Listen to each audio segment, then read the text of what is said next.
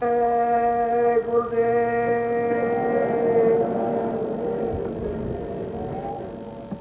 किसका?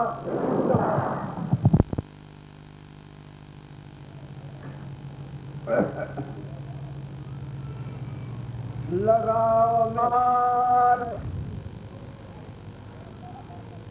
बहुत श्रद्धा और भाव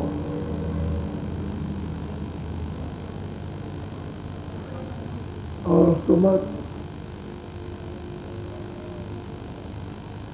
श्रद्धा भी हो, भाव भी हो, सुमत भी हो। ये सब चीजें क्यों मिलना चाहिए? कि हमारी कुमत हट जाए। जो कुमत बहरन पीछे पड़ी है और उनको मुसीबत में डाल देती है, वो कुमत दूर हो जाए। कुमत श्रद्धा भी हो, भाव भी हो, आस्था भी हो और विश्वास भी हो। साधक जब साधना करें तो इन चीजों को साथ लेकर, श्रद्धा भी रहे, भाव भी रहे, सुमत भी रहे, आस भी और विश्वास भी, कि जो हमको बताया गया तो सही और सच्चा है और इसी से हमारा काम बनेगा। जो नाम बताया है वो सही सच्चा है और नाम की कमाई से ही सूरज जगेगी और इस लोक को पार करेगी। और जब भाव नहीं है, श्रद्धा नहीं, सुमत नहीं, आस नहीं, विश्वास नहीं है, तो साधक कुछ नहीं कर पाता।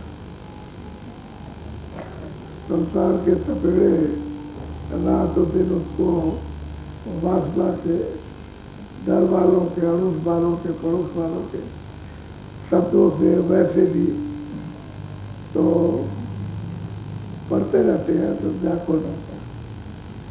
ऐसे लोग साधन नहीं कर पाते क्योंकि उनके विकार बैर भाव, श्रद्धा और सुमत के दूर नहीं होते, इसमें उलझे रहते। इसीलिए साधना में सफलता, कामयाबी नहीं मिल पाती। साधन भी एक सीधा सरल स्वभाव न मन को टलाई, सरल रास्ता, सीधा रास्ता है, सरल है और सच्चा है। और जब ये कुमत आएगी तो जरूर हो जाएगा, तो रास्ते में बैठ नहीं देता। इसलिए साधकों को सदा प्रेम भाव से अपना साधन करना चाहिए कि हमारा ये सौभाग्य है जो हमको जीवन में सही सच्चा रास्ता भजन करने का मिल गया।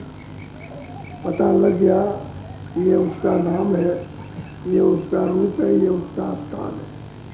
जब ये मालूम हो जाए तो साधक को उसी तरह अपनी साधना को करना चाहिए। तभी अंतर्घात पर बैठकर दया मिलती है। दया का जब भी परिचय होता है और कोई काम अभाव में करोगे वो काम हो गई, अभाव में कोई काम नहीं होता, देखा देखी काम नहीं होगा, वो भाव के सहित।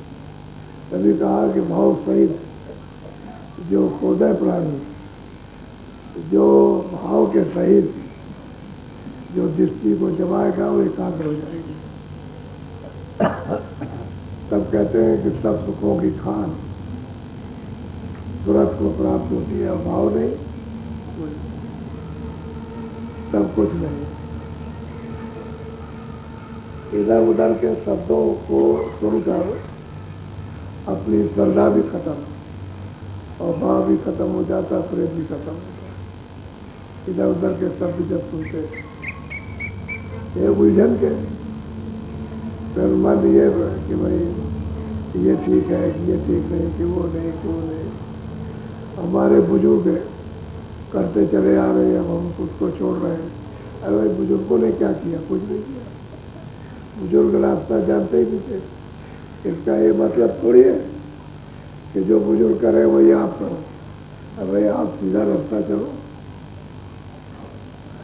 वो तो बुजुर्ग जो कुछ भी किया न किया वो तो चले गए, उनका पता ठिकाना तो कुछ है। आप अपना पता लगाओ कि हम कहाँ से आए, किस रास्ते आए, कैसे चलना, कैसे पहुँचना, उसकी जरूरत है, तभी काम बनेगा। तो संसारी शब्दों से उलझ जाओगे, परमार्थ के शब्दों से सुलझ जाओगे। तो बहुत ध्यान से सुनो। आप आज देर इसलिए की है कि लोग सेवा करने गए थे, तो उनसे कह रखा था 6 बजे शुरू किया जाएगा, तो 6 बजे शुरू किया गया। इसलिए आपको समय का सबको ध्यान रखना चाहिए। जो यहाँ सेवा करते हैं मंदिर में, उनको तो ठीक है, लेकिन जो फालतू जो इधर उधर, वो सेवा का फल अलग है, वो आप लोग नहीं समझ, देर में समझोगे, और बगैर उससे कुछ बन भी नहीं पाता। सेवा बहुत जरूरी है, बहुत।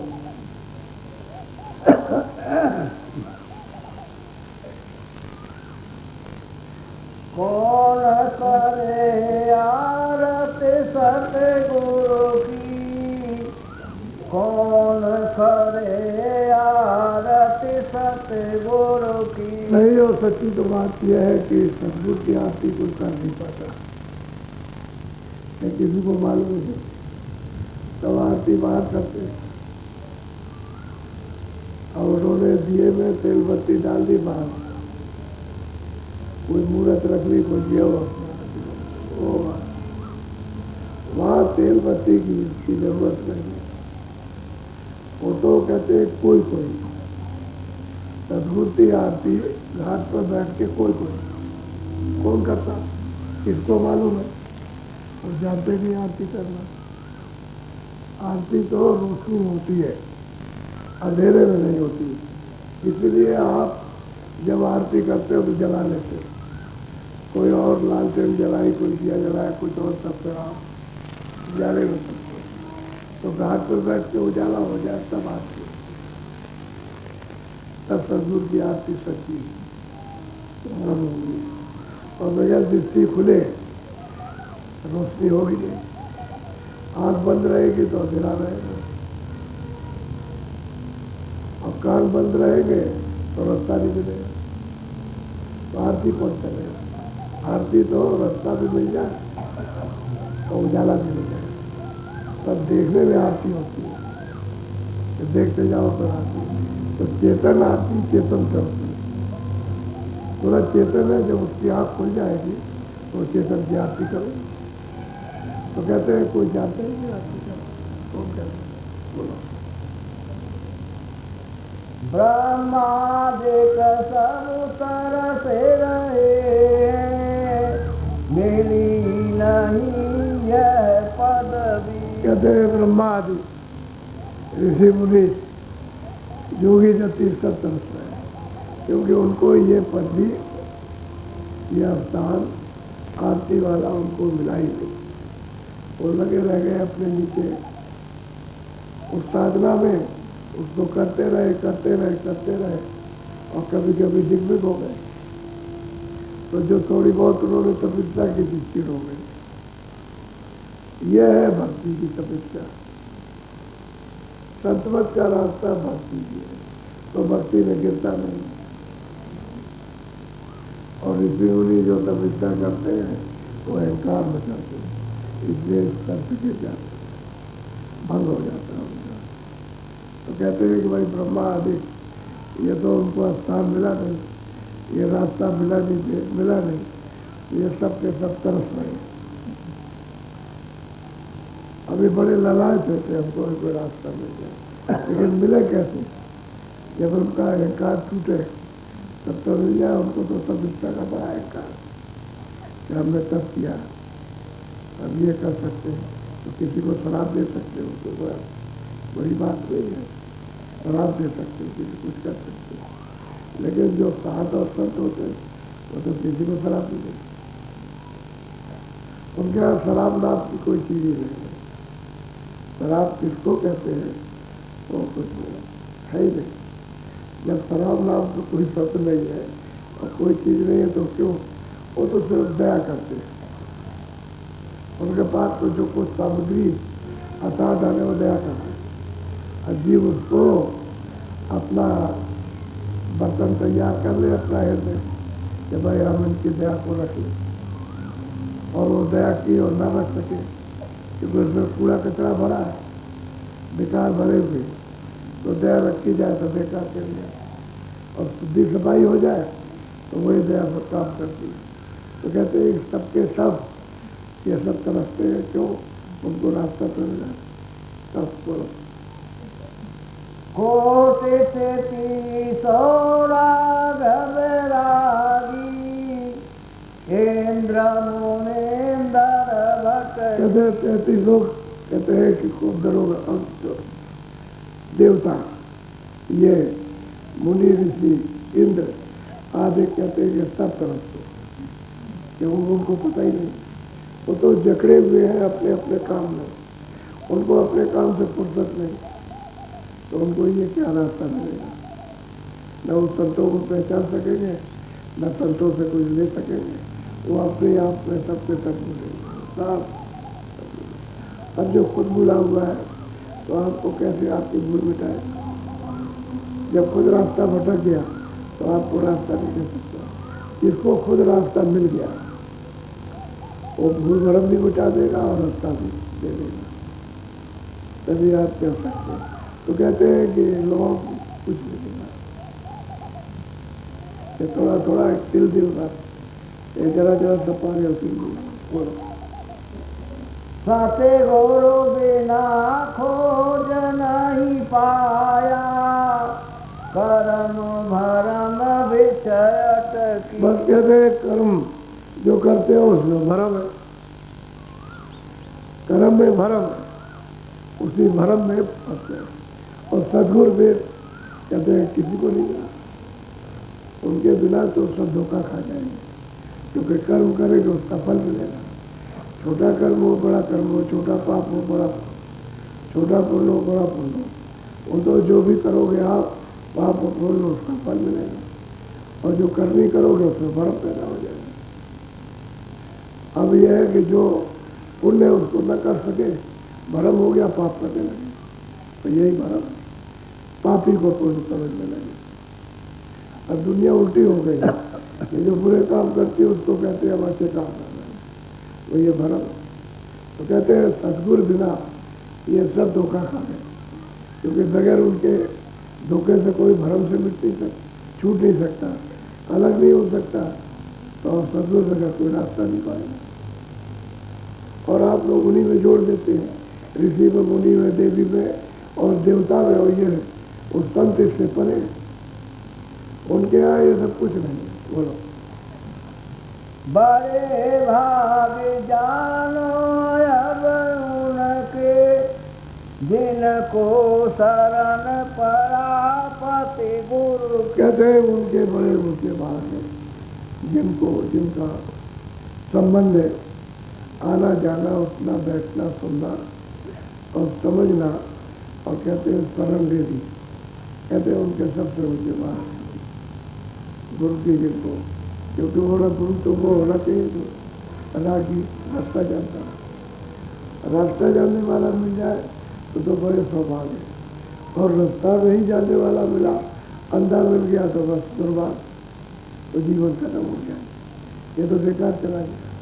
और वो मिल जाएगा तो जीवन सार्थक हो जाएगा। जो अपने को मिला उससे कुछ काम कर लो, नहीं तो ऐसे तो सब लोग धोखा खा गए और उनको सदगुरु मिलेंगे। बोलो। गुरु समान समर्थ नहीं कोई, जिन धुर घर की आन खबर दी। कहते हैं भाई गुरु के बगैर समर्थ दूसरा कोई नहीं, न ऋषि न मुनि न योगी न जति न सती, कोई भी नहीं। कहते हैं गुरु समर्थ है, क्योंकि उन्होंने घर का भेज दिया। जहाँ से ये सब सुनते सब जीवात्माएं आई और जहाँ से जिस तरह का विस्तार हुआ वो वहाँ पहुँच गए और सब देखते हैं, सब सुनते हैं, सब समझते हैं, कहते हैं वो तो समर्थ है, वो सब कुछ कर सकते हैं, उनके अतिरिक्त कोई समर्थ नहीं है कि कोई समर्थ होगा। वो तो समर्थ तो धनीवानी भी है, निर्धन भी समर्थ है और फिर बादशाह भी समर्थ है, लेकिन ये समर्थ नहीं बनाती है। हम बादशाह, हम धनीवानी, हम पढ़े लिखे, हम ये हम लाठी चलाते हैं, हम डंडे चलाते हैं, हम ये चलाते हैं, हम ज़्यादा बोलते हैं, वो समर्थ सब काल की चपेट में है, वो पकड़ के ले जाएगा। तो कहते हैं गुरु के बगैर कोई समर्थ नहीं। क्यों? उन्होंने धुर जहाँ से आधार है हम सबका, जहाँ से विकास हुआ, जहाँ से विकास हुआ, रक्षा का विस्तार हुआ, कहते हैं उसने आकर के खबर दी तुम्हें रचना का ऐसा से विस्तार हुआ और इस तरह से सिमटा हो जाएगा और तुम यहाँ के नहीं हो, तुम परदेसी हो, अपने देश में चलने की अब तैयारी करो। कहते हैं उनकी बड़ी बात, वो समर्थ पुरुष है, वो देखते हुए सब कुछ उनके पास है, वो बिल्कुल एकदम से समुद्र की तरह गंभीर रहते हैं, ऐसे नहीं कि उछल है, इससे रहते। बोलो मेरे भाग्य बड़े अब जागे, मेरे सतगुरु संग यार। कहते सूरत कहती है कि मेरे इस मानव तन में भाग जग गए कि मुझे ये अवसर मिला कि सतगुरु के संग रह करके घाट पे बैठ के आरती की जाए। आरती क्योंकि आँख खुल गई, सतगुरु मिल गए, आँख खुली और आरती अब करेगी। तो कहते हैं कि मेरे पास आरती होती है दृष्टि से, ये करों से नहीं होती है, जो है दो कर जोड़ी, ये दोनों आंखें जोड़ दी जाए तो बस एक आंख हो जाती है, उससे आरती होती है। दीपा ज्ञान चक्षु से तीसरे दृष्टि आरती होती, इन शरीर के हाथों से नहीं, इससे आरती नहीं होती। आरती कहते मेरे बड़े ऊंचे भाग है कि मुझे है जगाने वाले ससुर मिल गए, मैं उसकी शरण हो गई और अब मैं आरती बोलो। भाव भक्ति क्या क्या दिखलाऊं, मैं सतगुरु विनय और कहते हैं कि जो उन्होंने भाव भक्ति जो मुझ में भरी और जो कुछ दिखाया, कहते हैं भाई मैं सतगुरु के सिवा किसी को मानता हूँ, कोई है ही नहीं, सतगुरु ही सब कुछ करता धरता सब कुछ हरता है, सब कुछ करने वाले हैं, तो मैं सतगुरु को मानता और किसी को नहीं जानता, न देवी न देवता है, न इनको न उनको किसी को। बोलो गुरु की दया से सदल पाया, प्रकोटि चढ़ कर सो न परख। कहते हैं गुरु की ऐसी कृपा हुई कि उन्होंने नाम के साथ में जोड़ा और मैं चढ़ी ऊपर को तो सैद का, यानी 3 लोक के मालिक का दर्शन पाया, दर्शन किया और फिर शब्द को पकड़ के ऊपर चढ़ी त्रिकुटी में तो ब्रह्म का साक्षात्कार दर्शन किया और उसके परे कहते हैं सुनने खबर लगी ऊपर की तो उधर चढ़ गई। कहते किसकी कृपा थी? गुरु की कृपा। उन्होंने यह सब वेद बताया कि ईश्वर कहाँ है, ब्रह्म कहाँ पर बैठे, पार ब्रह्म कहाँ, तुम कैसे चढ़ के जाओगी, तो वो सब उन्होंने भेज दिया और अपनी दया कृपा की और मैं सैदल कमल में पहुंची तो वहाँ उनका साक्षात्कार हुआ। जैसे बाहर की आंखें आपको हमको देखती हैं, ऐसे ही अंदर की आंख से दिखाई देते आप, वहाँ कोई अंधेरा तो है, वहाँ तो ऐसे कोटान कोट सूरज ऐसे निकल जाए तो उनकी रोशनी को पता ही नहीं चलेगा कि है क्या नहीं। कितनी रोशनी है ऐसा प्रकाश। कहते हैं फिर ऊपर में शब्द को पकड़ा, ऊपर चढ़ी त्रिकुटी में तो ब्रह्म का साक्षात्कार। कहते हैं ये मेरे भाग और सदगुरु ने ये पता दिया और मुझे ये सामा महाभक्ति का मिला कि मैं आरती करूं। और जब उधर त्रिकुटी पहुंची तो खबर लगी उधर पार ब्रह्म, उधर सुनने में गई। बोलो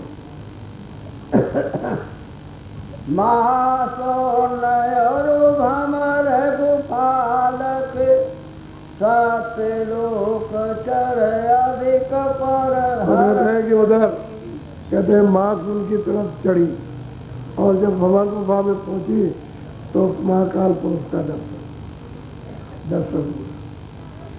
वहाँ दर्शन हुआ, ऐसा तो ही कि नहीं। और ऊपर चढ़ गई तो सतलोक में पहुंची, सतपुरुष का दर्शन। ये जहाँ से आई थी, जहाँ से उतारी गई थी, वह पहुंचे, वहीं से उसका उतारना, उसी समुद्र से उतारी गई, वही सब सुनते वहीं से आई। जितने भी चराचर पशु पंछी हो, पहले तो पशु पंछी जो थी नहीं, पहले तो ये मनुष्य शरीर मिला था, इसी से नीचे उतर गया।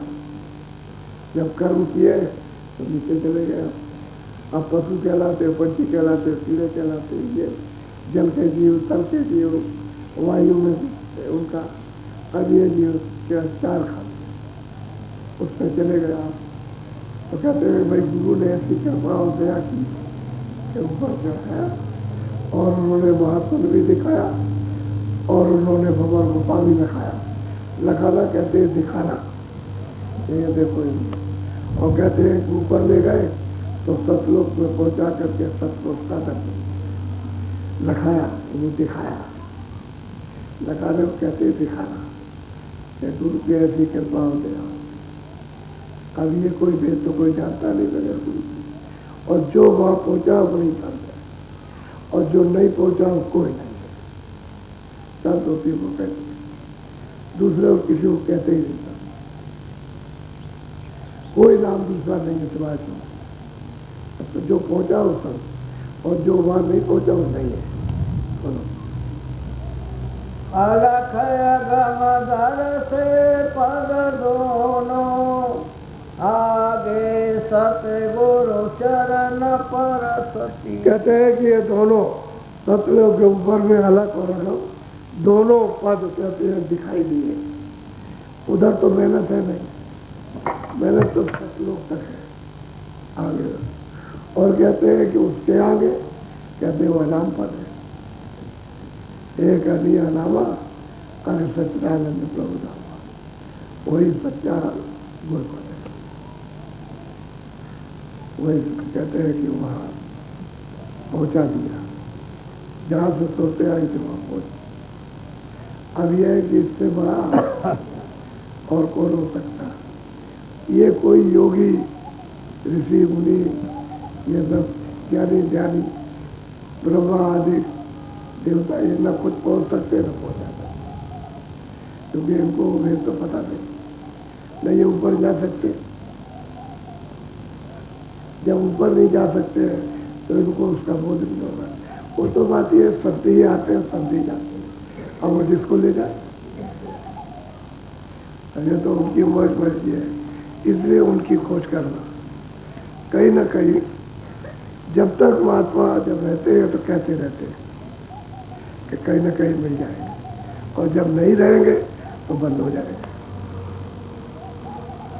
फिर नहीं कहेंगे कि आपको मिल जाएंगे। संतों का आगमन हो रहा है, अब खोजने की जरूरत है, कहीं ना कहीं मिल जाए। खोजने और श्रद्धा,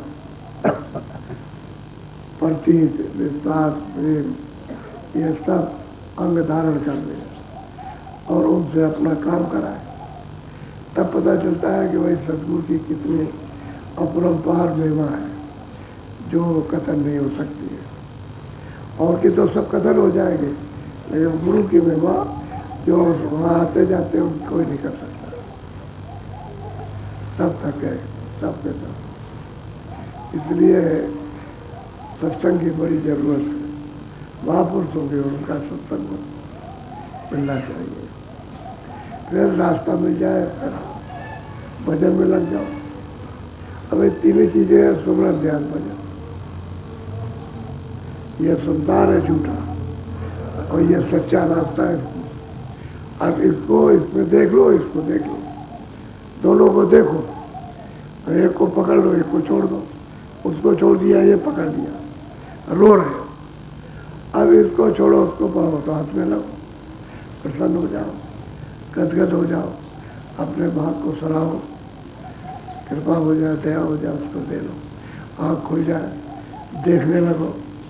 और इसमें फंस गए तो फंस गए, अपने आप को खो गए। इसमें क्या मिला किसी को? लाभ मिला न जब मिला। इसलिए रास्ता मिलना चाहिए। और दया करके रास्ता देने तो कमाई तो निमित्त बात है। हमारे कमाने से कुछ नहीं होगा, बस दरवाजे पर बैठना सीखना चाहिए। बाकी तो कमाई वो जो कुछ करता है वो करेगा। तुम निमित्त बात करो, दरवाजे में बैठो, दया मिलेगी, वही तुम्हारी कमाई बन जाएगी। वो दया ही जो है कमाई का साधन, वो साथ हो जाएगा। उसको कहोगे हमने कमाया, उसने दया की, तुमने कमा लिया, तुमको जस मिल गया, उसकी कृपा हो गई पार जाने के लिए। और वैसे कहोगे मैं कमाऊंगा, तुम बगैर दया के क्या कमा सकते हो? वो तो बगैर दया के कुछ नहीं होगा। इसकी भी सदा मतलब ये मांगते रहना चाहिए। घाट पर बैठ करके दया, कोई फिर सुलभ हो जाता। जहाँ दया हुई तहाँ साधन सुलभ हुआ। वही साधन जो कठिन है सुलभ हो जाए, आसान हो जाए। हर रोज नागा नहीं कर रहा। जब यहाँ आश्रम पर आओ तो ये सोचते रहो जो मौका मिले। अभी सब तो सेवा में नहीं गए, उनको चाहिए था कि प्रार्थना करने का, सत्संग का सुनने का स्थान है और भजन भी करते हैं। चलो अभी सत्संग जोड़ा भजन कर ले, तो कम से कम आधा घंटा पौन घंटा कस के भजन करते हैं। दरवाजे में बैठ करके अब ऐसे बैठे रहोगे तो फिर क्या फायदा होगा? समय जो मिला, वो जो रास्ता तुमको मिला, उसका लाभ नहीं उठाया, ऐसे ही रहे। तो मेरी है कि तुम उसको चाहते नहीं हो, इसकी वजह से बैठे हुए। चाहते होते तो आप क्षण भी खराब नहीं होने दो, उसमें लगे रहो, तो दया आपको मिल जाए।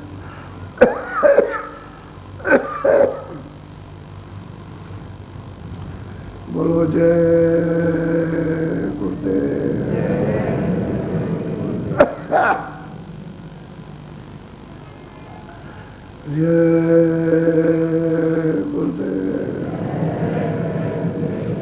जय गुरुदेव। नाम किसका?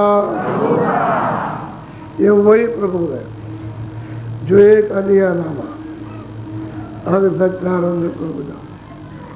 इन सब से परे, सबका सृजनहार, सबको पैदा करने वाला, सब पर दया करने वाला, सबकी रक्षा करने वाला। और उसी के ये सब जीव हैं। ईश्वर भी उन्हीं का है और आप भी उन्हीं के हो, लेकिन आपको उनके मांगने पर दे दिया। उन्होंने सेवा की, उनसे खुश हो गए, बस इतनी बात रही, तो मालिक ने आपको इसको दे दिया, बस इतनी बात। तो कहा तो ये था कि हमारी उंगली मत छोड़ना, लेकिन जब तुम यहाँ आए और सुख सुविधा मिली तो उंगली छोड़ दी, तमाशा देखने लगे और उंगली गई छूट। जब उंगली छूट गई तो हम उधर भी मजा नहीं मिलता है, हमारे बारे कर रहे हो तो रास्ता भटक गए। अब कितने युग, कितने कल्प हो गए तुमको उंगली छोड़े हुए, आप बिना महात्मा के अब कोई पकड़ नहीं सकता, क्योंकि यहाँ तो भूल गए। तब सुविधा मिल गई, उसमें उलझ गया। फिर जब सुविधा छीन दी तो फिर काम, क्रोध, लोभ, मोह, अहंकार, मार काट, पीट, ये सब शुरू हुआ। वही सुविधा छीन ली जाए तो बस कहता है इसको झपटो, उसका झपटो, उसको मारो, उसको क्या, इसको कर दो, ये मिल जाए, ये होता है। जब सब भरपूर रहते हैं तो कोई बात नहीं, लेकिन जब छीना झपटी होती है तो फिर कमी हो जाती है, उठी में मारा पीटी होती है। और क्यों? लड़ाई क्यों हो रहा? अब कुछ नहीं, आधार जमीन का आधार है, तो लड़का लड़ गया, बाप भाई भाई लड़ गए, अड़ोस के पड़ोस के लड़के कि हम जमीन नहीं देंगे, उसकी भी छीन लिया, उसकी भी छीन लिया, वो भी छीन लिया। और जब सब सुख सुविधा थी तब लड़ाई नहीं, तब परस्पर सब में प्रेम था। अब यह है कि जब इसमें फंसे तो सीना झपटी हो गई, अब बेचैन हो, क्योंकि यहाँ इसमें तो कुछ मिलेगा नहीं, चाहे मार डालो काट डालो कुछ भी करो, ले लो दे दो, यहाँ कुछ है ही नहीं। जब अब वो तो जो कुछ है रास्ता तो अपने धन का छूट गया, समुद्र तो छूट गया, खजाना छूट गया। अब यह कहीं कि उसका चलने पर लड़ते मरते हो, उसमें क्या प्यास जाने वाली, क्या तृप्ति होगी? असली चीज तो यह है। तो बोला गया इसमें, बोलो जय गुरुदेव। तो बहुत लोग आए हुए हैं। अच्छा लाइन में बैठ जाओ, लाइन में बैठिए।